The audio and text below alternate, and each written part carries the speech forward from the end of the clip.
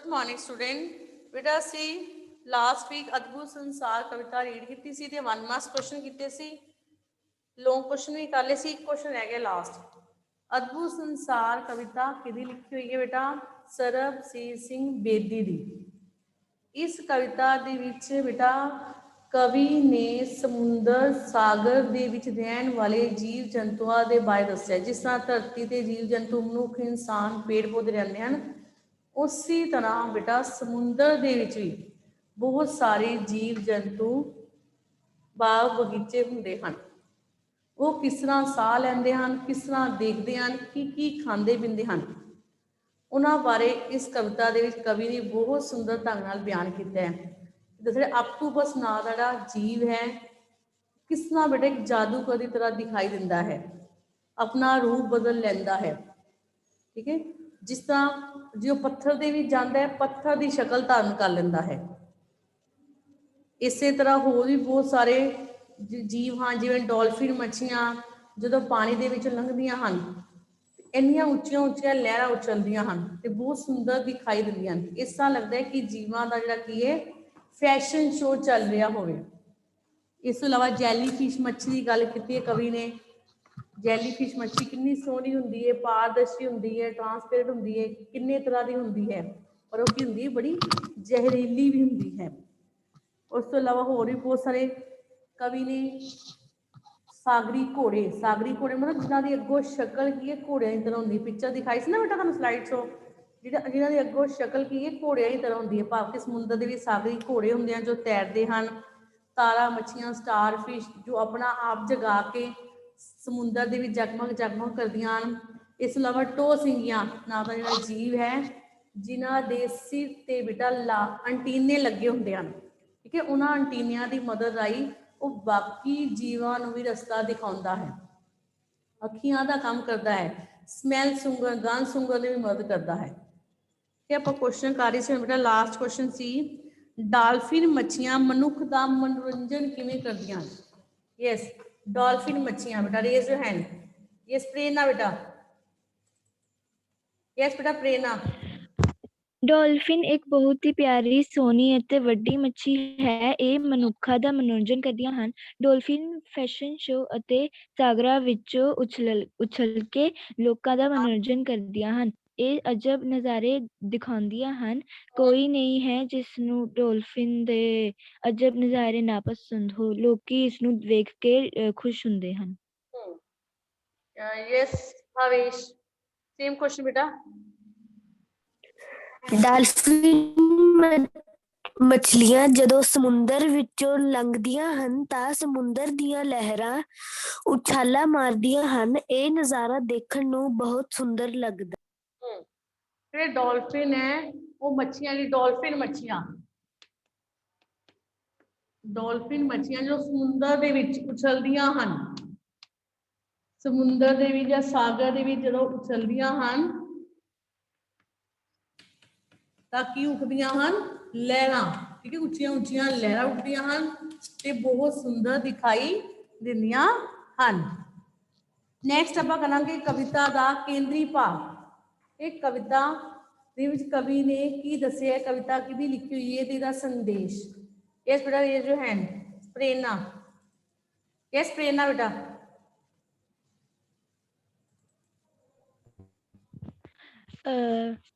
ਅਦਭੁਤ ਸੰਸਾਰ ਕਵਿਤਾ ਦਾ ਸਰਬਜੀਤ ਸਿੰਘ ਬੇਦੀ ਦੀ ਲਿਖੀ ਹੋਈ ਹੈ। ਇਸ ਕਵਿਤਾ ਵਿੱਚ ਕਵੀ ਪਾਣੀ ਵਿੱਚ ਰਹਿਣ ਵਾਲੇ ਜੀਵਾਂ ਦੀ ਜ਼ਿੰਦਗੀ ਤੇ ਉਹਨਾਂ ਦੀ ਵਿਸ਼ੇਸ਼ਤਾ ਬਾਰੇ ਦੱਸਦਾ ਹੈ। ਉਹਨਾਂ ਦੀ ਜ਼ਿੰਦਗੀ ਸਾਡੇ ਤੋਂ ਬਹੁਤ ਹੀ ਅਲੱਗ ਹੁੰਦੀ ਹੈ। ਸਾਗਰ ਵਿੱਚ ਜੰਗਲ ਵੀ ਹੁੰਦੇ ਹਨ। ਸੋਹਣੇ ਸੋਹਣੇ ਫੁੱਲ ਅਤੇ ਰੁੱਖ ਸਮੁੰਦਰ ਦੇ ਹੇਠਾਂ ਪਾਏ ਜਾਂਦੇ ਹਨ, ਪਰ ਉਹ ਬਹੁਤ ਹੀ ਜ਼ਹਿਰੀਲੇ ਹੁੰਦੇ ਹਨ। ਉਹਨਾਂ ਨੇ ਆਪਣੇ ਅਲੱਗ ਹੀ ਸੰਸਾਰ ਬਣਾਏ ਹੋਏ ਹਨ ਤੇ ਸਾਗਰ ਹੇਠਾਂ ਤਰ੍ਹਾਂ ਤਰ੍ਹਾਂ ਦੇ ਜੀਵ ਜਿਵੇਂ ਸਾਗਰ ਘੜੇ, ਤਾਰਾ ਮੱਛੀਆਂ, ਆਕਟੋਪਸ, ਡਾਲਫਿਨ, ਜੈਲੀਫਿਸ਼ ਹੁੰਦੀਆਂ ਹਨ ਤੇ ਸਮੁੰਦਰ ਦੇ ਹੇਠਾਂ ਰਹਿਣ ਵਾਲੇ ਜੀਵ ਦੀ ਆਪਣੀ ਵਿਲੱਖਣ ਵਿਸ਼ੇਸ਼ਤਾ ਹੁੰਦੀ ਹੈ। ਇਸ ਵਿਸ਼ੇਸ਼ਣ ਕਰਕੇ ਬਾਕੀ ਜੀਵ ਜੰਤੂ ਨਾਲੋਂ ਅਨੋਖੇ ਹੁੰਦੇ ਹਨ। ਸਮੁੰਦਰ ਵਿੱਚ ਬਹੁਤ ਤਰ੍ਹਾਂ ਦੇ ਰੰਗ ਬਿਰੰਗੇ ਪਾਰਦਰਸ਼ੀ ਅਤੇ ਜ਼ਹਿਰੀਲੇ ਜੀਵ ਜੰਤੂ ਹੁੰਦੇ ਹਨ। Very good. ਬਾਨੀ, ਬਾਨੀ ਬੇਟਾ ਅਨਮਿਊਟ ਯੋਰਸੈਲਫ। ਯੈਸ ਬੇਟਾ ਕੇਂਦਰੀ ਭਾਵ। Yes ma'am. ਯੈਸ ਬੇਟਾ ਕੇਂਦਰੀ ਭਾਵ।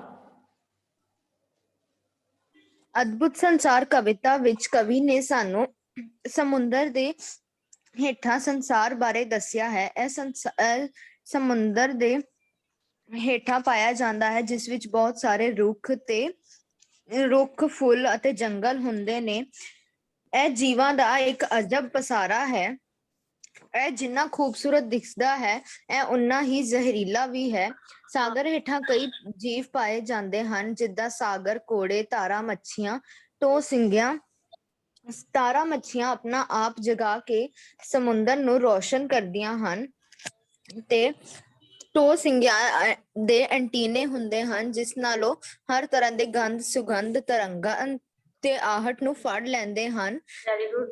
ਤੇ ਬਾਕੀ ਜੀਵਾਂ ਦੀ ਬਾਕੀਆਂ ਤੋਂ ਬਚਣ ਵਿੱਚ ਮਦਦ ਕਰਦੇ ਹਨ। ਇੱਥੇ ਆਕਟੋਪਸ ਵੀ ਪਾਇਆ ਜਾਂਦਾ ਹੈ, ਜੋ ਆਪਣਾ ਰੰਗ ਬਦਲ ਸਕਦਾ ਹੈ ਤੇ ਇਸਨੂੰ ਸਮੁੰਦਰ ਦਾ ਜਾਦੂਗਰ ਵੀ ਕਿਹਾ ਜਾਂਦਾ ਹੈ। ਇਹ ਪੱਥਰ ਦੇ ਉੱਪਰ ਬੈਠਦਾ ਹੈ ਤਾਂ ਪੱਥਰ ਵਰਗਾ ਹੀ ਹੋ ਜਾਂਦਾ ਹੈ ਤੇ ਆਪਣਾ ਰੂਪ ਬਦਲ ਲੈਂਦਾ ਹੈ।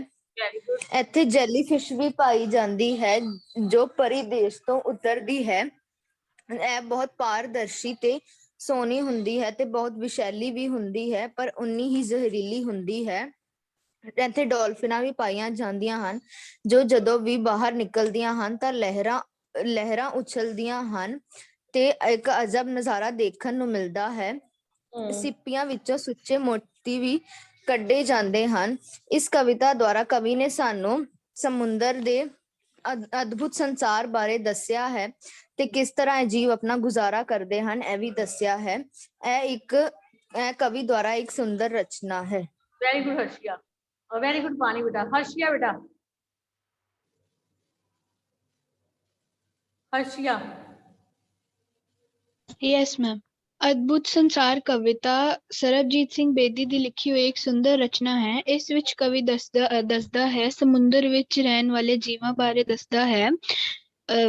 ਸਮੁੰਦਰ ਵਿੱਚ ਰਹਿਣ ਵਾਲੇ ਜੀਵਾਂ ਦਾ ਇੱਕ ਅਜਬ ਹੀ ਪਸਾਰਾ ਹੈ ਤੇ ਸਾਗਰ ਵਿੱਚ ਰੁੱਖ ਬਿਰਖ ਤੇ ਜੰਗਲ ਵੀ ਪਾਏ ਜਾਂਦੇ ਹਨ। ਉਹਨਾਂ ਦਾ ਵੀ ਇੱਕ ਅਜਬ ਨਜ਼ਾਰਾ ਹੈ। ਸਾਗਰ ਵਿੱਚ ਜੰਗਲ, ਫੁੱਲ, ਪੱਤੇ ਵੀ ਹੁੰਦੇ ਹਨ ਤੇ ਅਜੀਬ ਜਿਹੇ ਪ੍ਰਾਣੀ ਜਿੱਦਾਂ ਸਾਗਰ ਘੋੜੇ ਤੇ ਕੇਕੜੇ ਵੀ ਪਾਏ ਜਾਂਦੇ ਹਨ।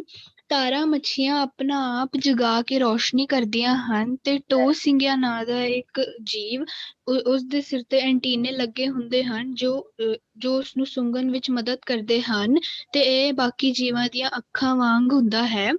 ਤੇ ਸਾਗਰ ਵਿੱਚ ਤੁਰਦੇ ਫਿਰਦੇ ਜੰਗਲ, ਬਾਗ, ਬਗੀਚੇ ਤੇ ਰੰਗ ਬਿਰੰਗੇ ਮੱਛਲੀਆਂ ਤੇ ਜ਼ਹਿਰੀਲੇ ਜੀਵ ਵੀ ਹੁੰਦੇ ਹਨ। ਸਾਗਰ ਵਿੱਚ ਆਕਟੋਪਸ ਨਾਮ ਦਾ ਵੀ ਇੱਕ ਜੀਵ ਹੁੰਦਾ ਹੈ, ਜੋ ਰੰਗ ਬਦਲਦਾ ਹੈ ਤੇ ਜੇਕਰ ਉਹ ਪੱਥਰ ਵਿੱਚ ਜਾਂਦਾ ਹੈ ਤਾਂ ਪੱਥਰ ਹੋ ਜਾਂਦਾ ਹੈ। ਇਸ ਨੂੰ ਸਾਗਰ ਦਾ ਜਾਦੂਗਰ ਵੀ ਕਿਹਾ ਜਾਂਦਾ ਹੈ। ਤੇ ਸਾਗਰ ਵਿੱਚ ਜੈਲੀਫਿਸ਼ ਵੀ ਪਾਈ ਜਾਂਦੀ ਹੈ, ਜੋ ਪਰੀ ਦੇਸ਼ ਤੋਂ ਉਤਰੀ ਹੁੰਦੀ ਹੈ। ਉਹ ਬਹੁਤ ਸੋਹਣੀ ਤੇ ਪਾਰਦਰਸ਼ੀ ਹੁੰਦੀ ਹੈ ਤੇ ਉਹ ਉਨੀ ਹੀ ਜ਼ਹਿਰੀਲੀ ਵੀ ਹੁੰਦੀ ਹੈ। ਤੇ ਸਾਗਰ ਵਿੱਚ ਜੀਵਾਂ ਦਾ ਫੈਸ਼ਨ ਸ਼ੋ ਚੱਲਦਾ ਹੈ ਤੇ ਡੋਲਫਿਨਾਂ ਜਦੋਂ ਲੰਘਦੀਆਂ ਹਨ ਤੇ ਲਹਿਰਾਂ ਉਛਲਦੀਆਂ ਹਨ। ਇਹ ਬਹੁਤ ਹੀ ਅਲੱਗ ਨਜ਼ਾਰਾ ਵੇਖਣ ਨੂੰ ਮਿਲਦਾ ਹੈ ਤੇ ਸਿੱਪੀਆਂ ਸੁੱਚੇ ਮੋਤੀ ਵੀ ਰਚਦੀਆਂ ਹਨ। ਵੈਰੀ ਗੁੱਡ ਬੇਟਾ ਹਰਸ਼ਿਆ, ਬਾਣੀ। ਵੈਰੀ ਗੁੱਡ ਬੇਟਾ ਪ੍ਰੇਰਨਾ। ਇਹ ਕੇਂਦਰੀ ਭਾਵ ਚ ਕੀ ਲਿਖਾਂਗੇ ਬੇਟਾ? ਪਹਿਲਾਂ ਕਵਿਤਾ ਕਿਹਦੀ ਲਿਖੀ ਹੋਈ ਹੈ? ਸਰਬਜੀਤ ਸਿੰਘ ਬੇਦੀ। ਪਲੀਜ਼ ਬੇਟਾ ਸਪੈਲਿੰਗ ਜ਼ਰੂਰ ਲਿਖਿਆ ਕਰੋ, ਕਿਉਂਕਿ ਤੁਸੀਂ ਸਪੈਲਿੰਗ ਬਹੁਤ ਮਿਸਟੇਕ ਕਰਦੇ ਹੋ। ਆਪਣੀ ਰਫ ਨੋਟਬੁੱਕ ਖੋਲ ਕੇ ਬੈਠੋ। ਸਰਬਜੀਤ ਸਿੰਘ ਬੇਦੀ ਲਿਖੀਏ। ਇਸ ਕਵਿਤਾ ਦੇ ਵਿੱਚ ਕਵੀ ਨੇ ਸਾਗਰ ਜਾਂ ਸਮੁੰਦਰ ਦੇ ਵਿੱਚ ਰਹਿਣ ਵਾਲੇ ਜੀਵਾਂ ਦੇ ਬਾਰੇ ਦੱਸਿਆ ਹੈ। ਰਹਿਣ, ਆਹੇ ਨੂੰ ਸਿਆਰੀ, ਸਮੁੰਦਰ ਵਿੱਚ ਰਹਿਣ ਵਾਲੇ ਜੀਵਾਂ ਦੇ ਬਾਰੇ ਦੱਸਿਆ ਹੈ। ਕਿ ਜੀਵ ਹਨ ਇਹ ਬੜੇ ਹੀ ਹੈਰਾਨ ਕਰਨ ਵਾਲੇ ਹਨ, ਅਜਬ ਹਨ। ਸਮੁੰਦਰ ਦੇ ਵਿੱਚ ਜਿਹੜੇ ਤੁਰਦੇ ਫਿਰਦੇ, ਠੀਕ ਹੈ, ਤੈਰਦੇ ਹੋਏ, ਸਮੁੰਦਰ ਦੇ ਵਿੱਚ ਤੈਰਦੇ ਹੋਏ ਕੀ ਹਨ? ਬਾਗ ਬਗੀਚੇ ਹਨ।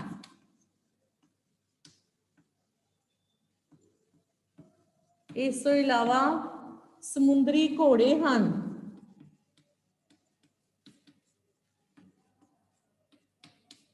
ਤੇ ਹੋਰ ਵੀ ਬਹੁਤ ਸਾਰੇ ਜੀਵ ਹਨ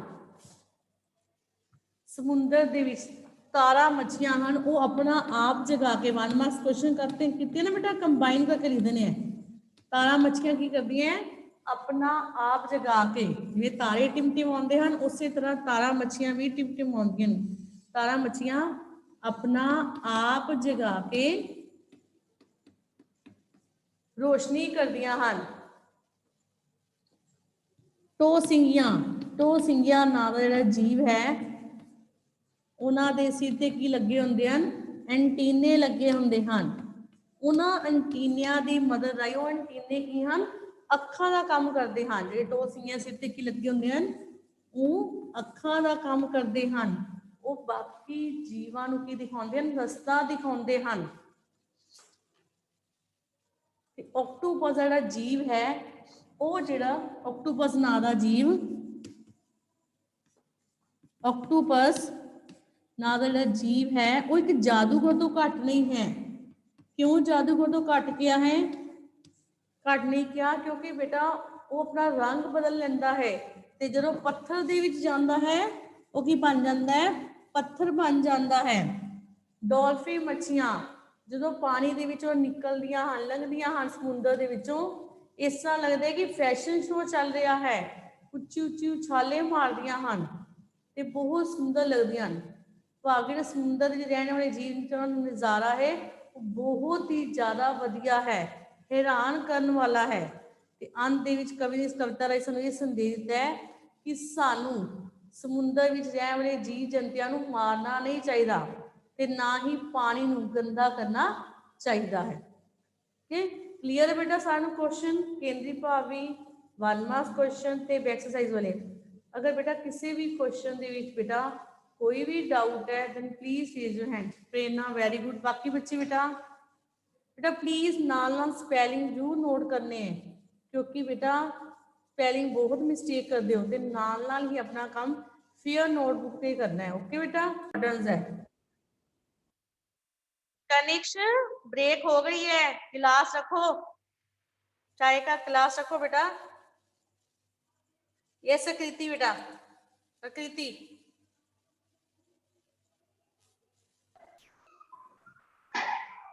आकृति आकृति यस मैम। आकृति बेटा संडे ਨੂੰ ਆਪਾਂ ਕਿਹਦਾ ਪ੍ਰਕਾਸ਼ ਪੁਰਬ ਮਨਾਇਆ ਹੈ, ਕਿਹੜੇ ਗੁਰੂ ਦਾ? श्री गुरु गोबिंद सिंह जी ਦਾ। ਹਾਂ, श्री गुरु गोबिंद सिंह जी बेटा ਕੌਣ ਹੋਏ ਹਨ? 10ਵੇਂ ਗੁਰੂ ਸਨ। 10ਵੇਂ ਗੁਰੂ ਸਨ। Very good. ਇਹਨਾਂ ਦੇ ਬੱਚਿਆਂ ਬਾਰੇ ਪਤਾ ਹੈ ਬੇਟਾ? ਮੈਮ ਇਹਨਾਂ ਦੇ 4 ਸਾਹਿਬਜ਼ਾਦੇ ਹਨ, ਜਿਨ੍ਹਾਂ ਦਾ ਨਾਮ ਹੈ ਅਜੀਤ ਸਿੰਘ, ਜੁਝਾਰ ਸਿੰਘ, ਜੋਰਾਵਰ ਸਿੰਘ ਅਤੇ ਫਤਿਹ ਸਿੰਘ। Very good. ਕਨਿਸ਼ बेटा इन्होंने पिता का की नाम सी? कनिश माता पिता का नाम पता है बेटा? ਇਹਨਾਂ ਦੀ ਮਾਤਾ ਦਾ ਨਾਮ ਸੀਗਾ ਗੁਜਰੀ, ਸ਼੍ਰੀਮਤੀ ਗੁਜਰੀ ਸਨ, ਅਤੇ ਪਿਤਾ ਦਾ ਨਾਮ ਹੈ ਗੋਬਿੰਦ ਸਿੰਘ ਜੀ, ਸ਼੍ਰੀ ਗੁਰੂ ਗੋਬਿੰਦ ਸਿੰਘ ਜੀ। गोबिंद सिंह दा गुरु गोबिंद सिंह जी के माता पिता जी का नाम गुरु तेज गुरु गोबिंद सिंह ਦੇ ਪਿਤਾ ਜੀ ਦਾ ਨਾਮ ਗੁਰੂ ਤੇਗ ਬਹਾਦਰ ਸਿੰਘ ਤੇ ਉਹਨਾਂ ਦੀ ਮਾਤਾ ਜੀ ਦਾ ਨਾਮ ਸੀਗਾ ਗੁਜਰੀ ਸਿੰਘ। हाँ ठीक है जी, वेरी गुड। अच्छा, गुरु गोबिंद सिंह जी ने बेटा किस चीज की स्थापना की सी? मिष्टी। यस बेटा, मिष्टी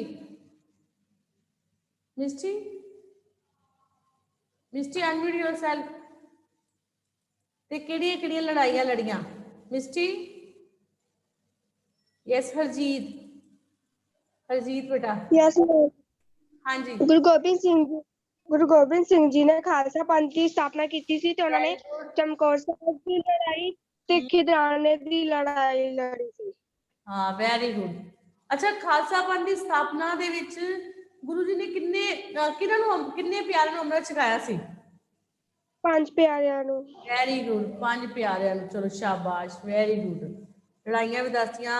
अच्छा, छोटे साहिबजादे बेटा, एनी अदर स्टूडेंट? जैसमिन, किस तरह शहीद किए गए सन? मैम उन्हां नूं पहला नीहां विच ਚੁਣਿਆ ਗਿਆ ਸੀ। ਨੀਹਾਂ ਵਿੱਚ ਨਵਾਇਆ ਗਿਆ ਸੀ। Any other student? ਬੇਟਾ ਬਾਕੀ ਵਿੱਚ ਵੀ ਹੈਂਡੇ ਸੀ। ਪ੍ਰੇਰਨਾ ਕਿਹੜੇ ਸ਼ਹਿਰ ਦੇ ਵਿੱਚ ਨੀਹਾਂ ਵਿੱਚ ਨਵਾਇਆ ਗਿਆ ਸੀ? ਮਿਸਟੀ, ਹਾਂਜੀ ਬੇਟਾ ਮਿਸਟੀ। ਮੈਮ ਛੋਟੇ ਸਾਹਿਬਜ਼ਾਦਿਆਂ ਨੂੰ ਪਹਿਲਾਂ ਨੀਹਾਂ ਵਿੱਚ ਚਿਣਵਾਇਆ ਗਿਆ, ਉਸ ਤੋਂ ਬਾਅਦ ਕਿਸ ਜਗ੍ਹਾ ਤੇ? ਮੈਮ ਆਪਾਂ ਸ਼ਹੀਦੀ ਦਿਵਸ ਵੀ ਮਨਾਇਆ ਪਿੱਛੇ ਦਸੰਬਰ ਦੇ ਵਿੱਚ, ਕਿੱਥੇ ਚਿਣਵਾਇਆ ਗਿਆ ਸੀ? ਜੈਸਮੀਨ, ਹਾਂਜੀ ਜੈਸਮੀਨ ਬੇਟਾ। ਮੈਮ ਸਰਹੰਦ ਵਿੱਚ। ਹਾਂ ਵੈਰੀ ਗੁੱਡ। ਸਰਹੰਦ ਸ਼ਹਿਰ ਦੇ ਵਿੱਚ ਦਿੰਦਾ ਹੀ ਉਹਨਾਂ ਛੋਟੇ ਸਾਹਿਬਜ਼ਾਦੇ ਨੂੰ ਚਿਣਵਾਤਾ ਗਿਆ। ਬੇਟੇ ਛੋਟੇ ਸਾਹਿਬਜ਼ਾਦੇ ਦੇ ਨੇਮ ਕੀ ਸੀ ਜੈਸਮੀਨ? ਕੀ ਨਾਮ ਸੀ ਬੇਟਾ ਉਹਨਾਂ ਦੇ? ਰਿਸ਼ਿਤਾ, ਹਾਂਜੀ ਰਿਸ਼ਿਤਾ ਬੇਟਾ। ਯੈਸ ਮੈਮ, ਅਜੀਤ ਸਿੰਘ, ਜੁਝਾਰ ਸਿੰਘ, ਫਤਿਹ ਸਿੰਘ ਤੇ ਜੋਰਾਵਰ ਸਿੰਘ। ਇਹ ਤਾਂ ਚਾਰ ਸਾਹਿਬਜ਼ਾਦੇ ਹੋ ਗਏ। ਛੋਟੇ ਕਿਹੜੇ ਸੀ? ਇਹ ਤਾਂ ਚਾਰ ਬੋਲਦੇ ਨਾ, ਛੋਟੇ ਕਿਹੜੇ ਸੀ? ਦੋ।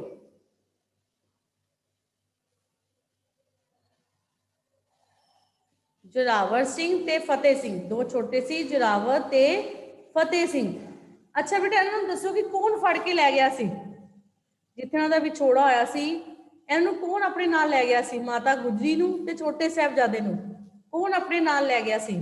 Anyone student please? Harpreet, yes Harpreet ਬੇਟਾ। मैम वो वजीर खान के सिपाही। ਵਜ਼ੀਰ ਖਾਨ ਦੇ ਸਿਪਾਹੀ, ਚਲੋ ਠੀਕ ਹੈ। ਇਹਨਾਂ ਨੇ ਉਹਨਾਂ ਦੇ ਘਰ ਰਸੋਈਆ ਲੱਗਾ ਹੋਇਆ ਸੀ ਕੰਮ ਕਰਨ ਵਾਲਾ, ਉਹਦਾ ਨੇਮ ਕੀ ਸੀ? ਰਸੋਈਏ ਦਾ, ਉਹ ਲੈ ਗਿਆ ਸੀ ਨਾ ਬੇਟਾ ਉਹਨਾਂ ਨੂੰ? ਹਰਜੀਤ, ਯੈਸ ਕਿਰਤਪਾਲ ਬੇਟਾ। ਕਿਰਤਪਾਲ, ਮੈਮ ਗੰਗੂ। ਹਾਂ ਵੈਰੀ ਗੁੱਡ। ਗੰਗੂ ਸੀ ਇਹਨਾਂ ਦਾ ਰਸੋਈਆ, ਉਹਨਾਂ ਨੂੰ ਆਪਣੇ ਨਾਲ ਲੈ ਗਿਆ ਸੀ। ਠੀਕ ਹੈ। ਜਦੋਂ ਸਰਸਾ ਨਦੀ ਤੇ ਕੀ ਆਇਆ ਸੀ? ਬਹੁਤ ਜ਼ਿਆਦਾ ਹੜ੍ਹ ਆਇਆ, ਬਾਰਿਸ਼ ਆਈ ਤੇ ਗੰਗੂ ਨੇ ਜਿਹੜਾ ਸੀ ਇਹਨਾਂ ਨੂੰ ਆਪਣੇ ਨਾਲ ਰਹਿ ਗਿਆ। ਤੇ ਬੇਟਾ ਮਾਤਾ ਗੁਜਰੀ ਤੇ ਛੋਟੇ ਸਾਹਿਬਜ਼ਾਦੇ ਨੂੰ ਕਿੱਥੇ ਰੱਖਿਆ ਗਿਆ ਸੀ? ਮਾਤਾ ਗੁਜਰੀ ਤੇ ਛੋਟੇ ਸਾਹਿਬਜ਼ਾਦੇ ਨੂੰ ਕਿੱਥੇ ਰੱਖਿਆ ਗਿਆ ਸੀ? ਯੈਸ ਕਿਰਤਪਾਲ, ਹਾਂਜੀ ਬੇਟਾ। ਮੈਮ ਠੰਡੇ ਬੁਰਜ ਵਿੱਚ। ਹਾਂ ਵੈਰੀ ਗੁੱਡ। ਉਹਨੂੰ ਕਿੱਥੇ ਰੱਖਿਆ ਗਿਆ ਸੀ? ਠੰਡੇ ਬੁਰਜ ਵਿੱਚ ਰੱਖਿਆ ਗਿਆ। ਅੱਛਾ ਇਸ ਤੋਂ ਇਲਾਵਾ ਹੋਰ ਦੱਸੋਗੇ ਕਿ ਗੁਰੂ ਗੋਬਿੰਦ ਸਿੰਘ ਨੇ ਕਿਹੜੇ ਕਿਹੜੇ ਗੁਰੂਆਂ ਦੀ ਬਾਣੀ ਨੂੰ ਇਕੱਠਾ ਕੀਤਾ ਸੀ? ਕਿਹੜੇ ਕਿਹੜੇ ਗੁਰੂ ਦੀ ਬਾਣੀ ਨੂੰ ਇਕੱਠਾ ਕੀਤਾ ਤੇ ਕਿਸ ਚੀਜ਼ ਦੀ ਰਚਨਾ ਕੀਤੀ ਸੀ? Anyone student? ਕਿਸ ਚੀਜ਼ ਦੀ ਰਚਨਾ ਕੀਤੀ ਸੀ? ਹਰਜੀਤ, ਹਾਂਜੀ ਹਰਜੀਤ ਬੇਟਾ। ਮੈਮ ਪਹਿਲੇ 5 ਗੁਰੂ ਜੀ ਦੇ ਤੇ ਫਿਰ ਉਸ ਤੋਂ ਬਾਅਦ ਤੇਗ ਬਹਾਦਰ ਜੀ ਦੇ। ਵੈਰੀ ਗੁੱਡ ਹਰਜੀਤ ਬੇਟਾ। ਪਹਿਲੇ 5 ਗੁਰੂਆਂ ਤੇ 9ਵੇਂ ਗੁਰੂ ਤੇਗ ਬਹਾਦਰ ਜੀ ਦੀ ਬਾਣੀ ਨੂੰ ਇਕੱਠਾ ਕੀਤਾ ਤੇ ਕਿਸ ਚੀਜ਼ ਦੀ ਰਚਨਾ ਕੀਤੀ ਸੀ ਬੇਟਾ? ਹਰਜੀਤ ਪਤਾ ਹੈ? ਗੁਰੂ ਗ੍ਰੰਥ ਸਾਹਿਬ ਜੀ ਦੀ। ਗੁਰੂ ਗ੍ਰੰਥ ਸਾਹਿਬ ਜੀ ਦੀ, ਆਦਿ ਗ੍ਰੰਥ ਸਾਹਿਬ ਦੀ। ਠੀਕ ਹੈ, ਪਹਿਲਾਂ ਆਦਿ ਗ੍ਰੰਥ ਸੀ, ਫਿਰ ਬਾਅਦ ਚ ਜਦੋਂ ਠੀਕ ਹੈ ਕਈ ਭੱਟਾਂ ਦੀ ਬਾਣੀ ਨੂੰ ਦਰਜ ਕੀਤਾ ਗਿਆ, ਫਿਰ ਉਹ ਗੁਰੂ ਗ੍ਰੰਥ ਸਾਹਿਬ ਜੀ ਰਚਨਾ ਹੋ ਗਈ। ਠੀਕ ਹੈ, ਵੈਰੀ ਗੁੱਡ ਬੱਚੇ।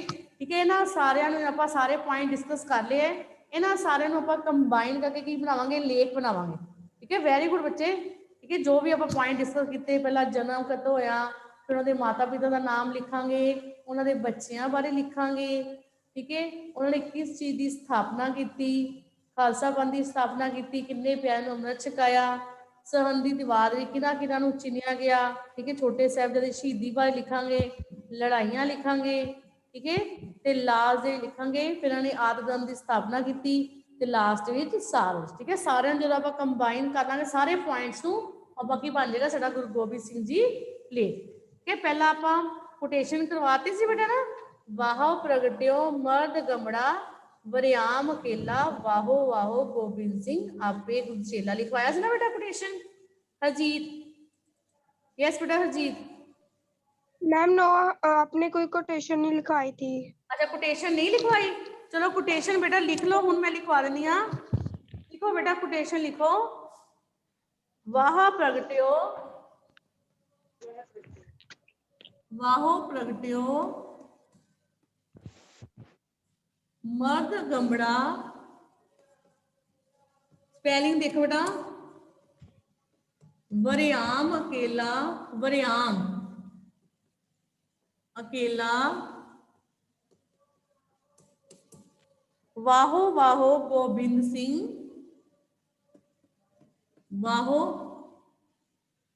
ऐसे बेटा वाहो आना है ठीक है वाह वाहो वाहो गोबिंद सिंह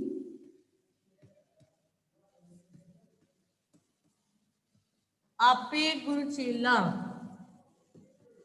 आपे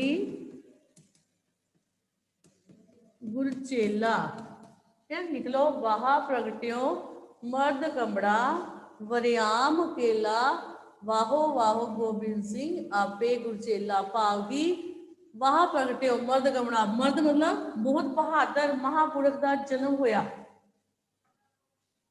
जो पटने की धरती ते ये गुरु गोबिंद सिंह का जन्म होया तो गुरु जी ने ठीक है मुगलों के अत्याचार का खात्मा किया क्योंकि उस समय बेटा जो मुगल हाकम सन अंग्रेज सन लोगों ते बहुत ज़्यादा जुल्म कर रहे सन उन्होंने जुल्मां तो छुटकारा दिवाने के लिए पटने की पवित्र धरती ते श्री गुरु गोबिंद सिंह जी का जन्म होया कि फिर आप लिखांगे भूमिका लिखवाती सी ना बेटा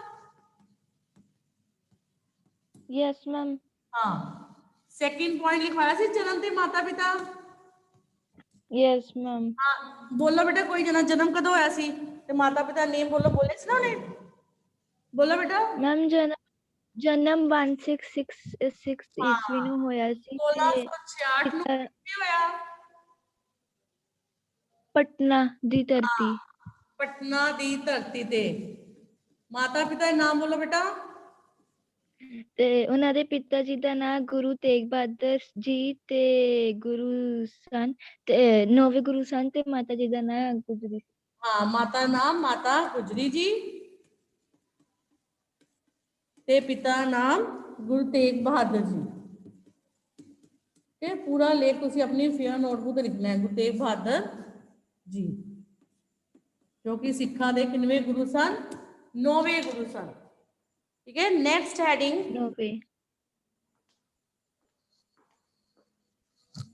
ठीक है एक हेडिंग रह गया सी वो लिख लो विद्या प्राप्ति ठीक है एक हेडिंग रह गया सी लिखवाया नहीं सी विद्या प्राप्ति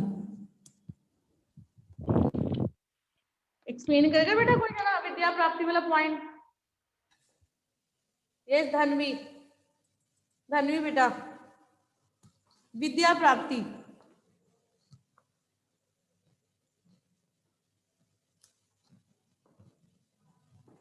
विद्या प्राप्ति बेटा यस भावेश बेटा भावेश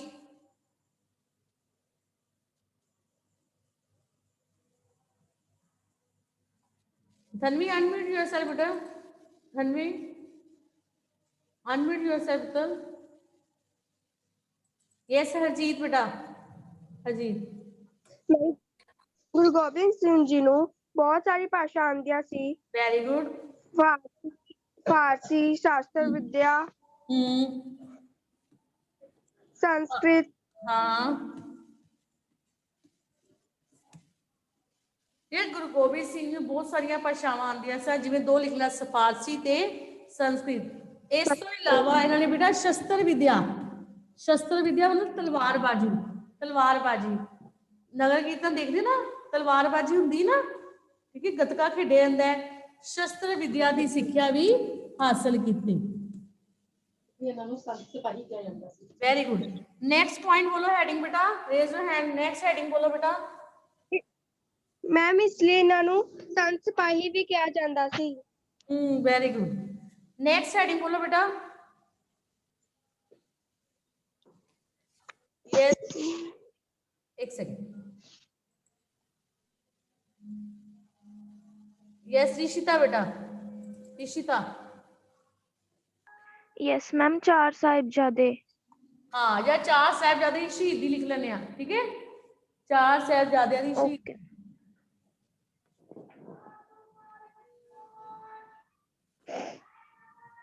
बेटा इस तो पहले एक और पॉइंट लिख लो, गुरु तेग बहादुर जी की शहीदी।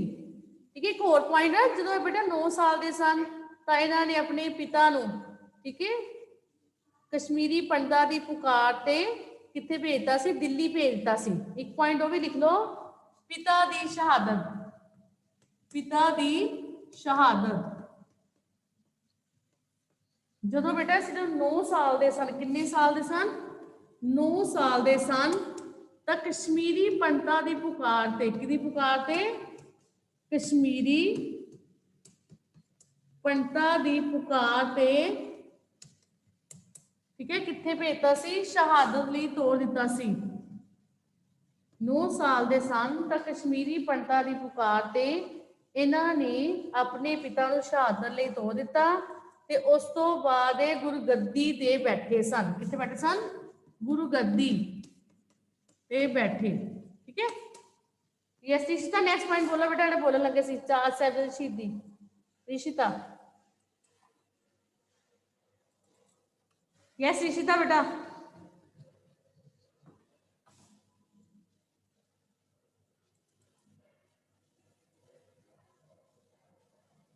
रिशिता अनम्यूट योरसेल्फ बेटा।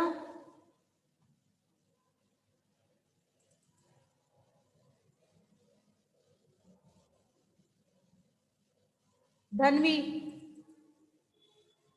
Dhanvi unmute yourself.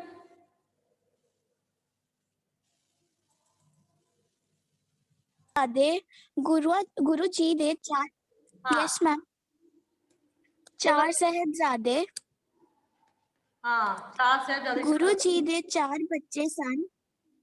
हाँ,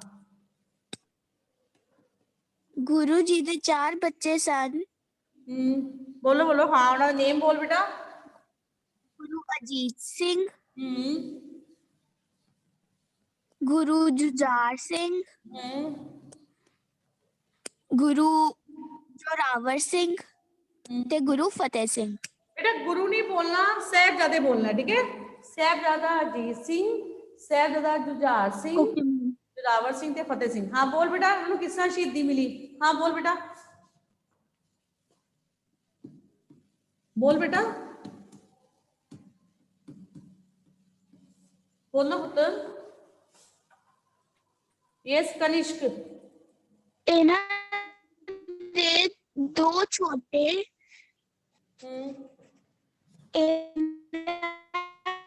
दे सब तो छोटे बच्चे जोरावर सिंह,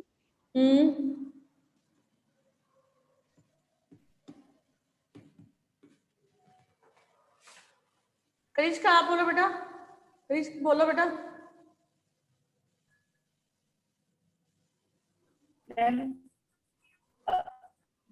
ये दो जो जादे सिंह दे जुझार सिंह ਨੂੰ ਜੰਗ ਦੇ ਮੈਦਾਨ ਵਿੱਚ ਸ਼ਹੀਦ ਦਿੱਤਾ ਤੇ जोरावर ਸਿੰਘ ਨੂੰ ਦੀਵਾਰ ਵਿੱਚ ਚਿਣ ਕੇ ਤੇ ਉਹਨਾਂ ਨੂੰ ਸ਼ਹੀਦ ਕਰ ਦਿੱਤਾ। हाँ वेरी गुड, वेरी गुड। अच्छा बेटा दोस्तों, आकृति बेटा, आकृति यस मैम। ਵੱਡੇ ਸਾਹਿਬਜ਼ਾਦੇ ਕਿੱਥੇ ਸ਼ਹੀਦ ਹੋਏ ਸੀ, ਕਿਹੜੀ ਲੜਾਈ ਦੇ ਵਿੱਚ? चमकौर, ਹਾਂ, चमकौर साहिब की लड़ाई। ਨੇ ਵੱਡੇ ਸਾਹਿਬਜ਼ਾਦੇ ਚਮਕੌਰ ਸਾਹਿਬ ਦੀ, ਤੇ ਛੋਟੇ ਬੋਲ ਬੇਟਾ, ਛੋਟੇ ਬੋਲੀ ਕਿੱਥੇ ਸ਼ਹੀਦ ਹੋਏ ਸੀ?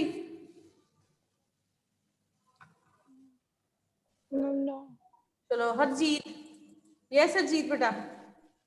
यस मैम, आपने जब क्लास में करवाया था तो आपने पहले 4 साहिबजादे टॉपिक हेडिंग करवाई थी, फिर चमकौर साहिब की लड़ाई, उसमें आपने वड्डे साहिबजादे की शहीदी करवाई थी।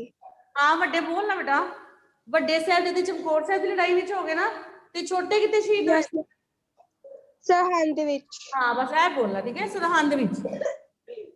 ਇਕੱਠਾ ਲਿਖ ਲਓ ਸਰਹੰਦ, ਠੀਕ ਹੈ, ਕੰਬਾਈਨ ਕਰਤਾ, ਠੀਕ ਹੈ, ਉਹ ਵੀ ਠੀਕ ਹੈ। ਆਪਾਂ ਲਿਖਦੇ ਹਾਂ ਵੱਡੇ ਸਾਹਿਬਜ਼ਾਦੇ ਚਮਕੌਰ ਸਾਹਿਬ ਦੀ ਲੜਾਈ ਵਿੱਚ ਸ਼ਹੀਦ ਹੋਏ, ਤੇ ਛੋਟੇ ਕਿਤੇ ਹੋਏ ਸੀ? ਸਰਹੰਦ ਵਿੱਚ। ਤੇ ਕਿਸ ਤਰ੍ਹਾਂ ਸ਼ਹੀਦ ਕੀਤਾ ਗਿਆ ਸੀ ਅਜੀਤ ਬੇਟਾ? ਨੀਹਾਂ ਦੇ ਵਿੱਚ ਚਿਣਵਾ ਦਿੱਤਾ ਗਿਆ। ਠੀਕ ਹੈ, ਕਿੱਥੇ ਚਿਣਵਾ ਦਿੱਤਾ ਗਿਆ ਸੀ?